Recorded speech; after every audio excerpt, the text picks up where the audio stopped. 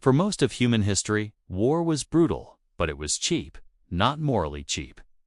Logistically cheap. Armies were men you already fed. Weapons were tools they already owned. Campaigns were short, seasonal affairs, bound by harvests and how far a soldier could walk. Kings didn't need accountants. They needed loyalty, horses, and a clear summer. Then, one invention changed everything. Gunpowder didn't just make war more lethal. It made war expensive. And the moment war became a question of finance, the entire architecture of power began to shift.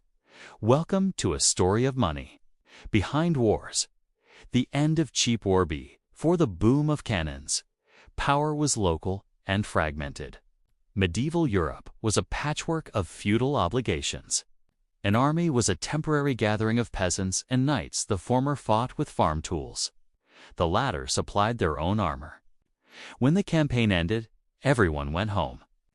War had built-in limits. It couldn't starve the very fields it needed to survive.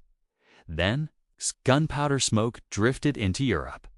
At first, it seemed like a curiosity, unreliable, noisy, undignified. Knight dismissed it. They were wrong, but not because these new weapons could kill an armored man. They were wrong because gunpowder killed the very idea of affordable war. Cannons made stone castles' centuries of defensive engineering obsolete almost overnight.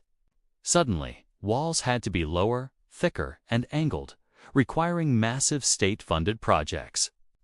Firearms meant you could train a soldier in months. Not years, but only if you could mass-produce his musket, keep him supplied with powder and shot, and maintain a complex logistics chain. War was no longer fought with what a man carried. It was fought with what a treasury could deliver. The birth of the modern state. The consequences were immediate and irreversible. Standing armies replaced feudal levies. You now had to pay professional soldiers year-round, even in peacetime. Victory was no longer a prize for the bravest, but for the solvent. Local lords and small kingdoms couldn't compete. They couldn't afford cannon foundries or permanent garrisons. Power began a relentless drift toward centralization. Only a strong, centralized state with a reliable revenue stream could survive in this new, expensive world. Gunpowder didn't just defeat knights. It defeated decentralization itself. Part 3. The financial revolution faced with these unsustainable costs. Rulers hit a wall. Occasional taxes weren't enough. So, they made taxation permanent. But even that fell short. The solution. Sovereign debt. Wars began to be financed not just with coins from the treasury, but with loans from bankers. Credit became a weapon more powerful than cavalry. A king who could borrow could outlast a king who could single quotes. This was the birth of the financial system as we know it. Public debt, national bonds, and central banks weren't abstract economic ideas. They were wartime innovations. War was no longer limited by how many men you could raise. It was limited only by your line of credit. The hidden tax inflation, but there was a darker, more subtle tool in the new financial arsenal. Inflation.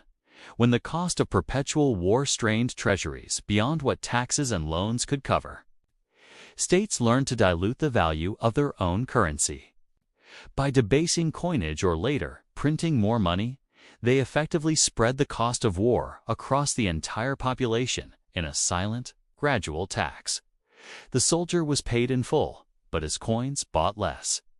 The government's massive debts were repaid, but with cheaper currency.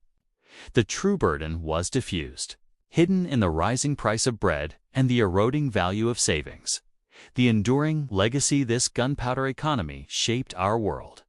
It created the modern bureaucratic state to collect taxes and organize armies, the financial system to manage debt and credit, the constant pressure of inflation as a permanent feature of state finance.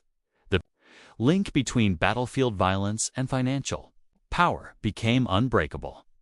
Today, an F-35 fighter jet or a cyber warfare division is simply the logical conclusion of this centuries-old trend. War is a contest of budgets. The restraint on conflict is no longer just morality or manpower's cost. And when that cost can be deferred through complex finance. The brakes on war weaken. Conclusion. The echo in our times. So, when we wonder why national debts are so high, why military budgets seem untouchable, or why inflation feels like a permanent background hum, we are hearing the distant echo of a 15th century explosion. Gunpowder taught rulers a brutal lesson. Whoever masters finance, masters endurance. It rewired the relationship between money and power, building the very systems of debt, central banks, and monetary policy that we live within today. The story of gunpowder isn't just a history of weapons. It's the history of how violence got a price tag and how that price tag built the modern world. It proves a timeless principle: when the cost of power changes, everything changes with it. Money, society, and the fate of nations. History doesn't repeat, but it rhymes with the consistency of a drumbeat. Follow the money and you'll find the powder trail. Think you know who profits from war? Subscribe, I'll reveal what they don't want you to see.